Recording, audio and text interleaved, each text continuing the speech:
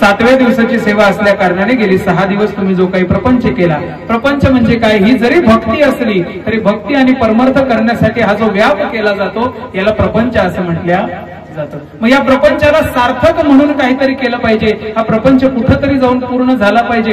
होत नाही म्हणा, परंतु अध्यात्माचा प्रपंच हा सार्थकी झाला पाहिजे, पूर्ण झाला पाहिजे. म्हणून 7व्या दिवशी भगवंताकडे मागणी मागायची आणि 8व्या दिवशी जे काही तिखट मिखट खारट तुरट गोड आंबट जे काही एकत्र येईल त्या सगळ्यांना मिळवून घ्यायचं, त्यांचा काला करायचा आणि एकोप्याने राहून समाज घडवायचा, ही शिकवण संप्रदायाची. म्हणून आज जागराचं कीर्तन आहे. विठ्ठल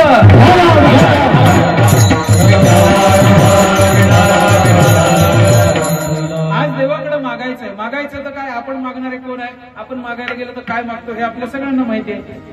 तुम्ही आठवण करा, तुम्ही स्वतः आपल्याबद्दल कधी वाईट विचार करायचा नाही. स्वतःबद्दल फक्त काय करायचं, शेजारचं ज्या वेळेला मागत असेल ना त्याच्या बाजूला जाऊन उभं राहायचं. कारण तुम्ही सुद्धा आयुष्यात कोणाच्या तरी शेजारी आहात.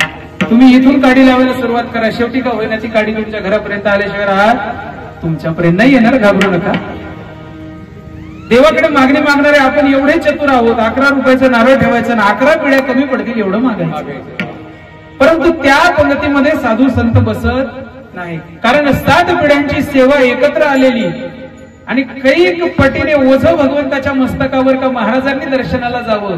तुकाराम महाराजांनी वारीच्या वेळेला आणि भगवंताचं मुंडकं खाली असावं ओझ्याने, भगवंताची मान वाकलेली असावी, भगवंत नतमस्तक महाराजांच्या समोर. एवढं सेवेचं प्रमाण असून सुद्धा महाराजांनी तिथं मागणी केलेली नाही. आणि आपण 7 दिवस जरी सप्त्याला आलो तरी 8व्या दिवशी बंगल्याचं स्लॅब चढू दे मागल्याशिवाय राहत नाही. आता सगळ्यांचे बंगले नसतील म्हणा, परंतु काही ना काहीतरी आपण मागल्याशिवाय राहत नाही.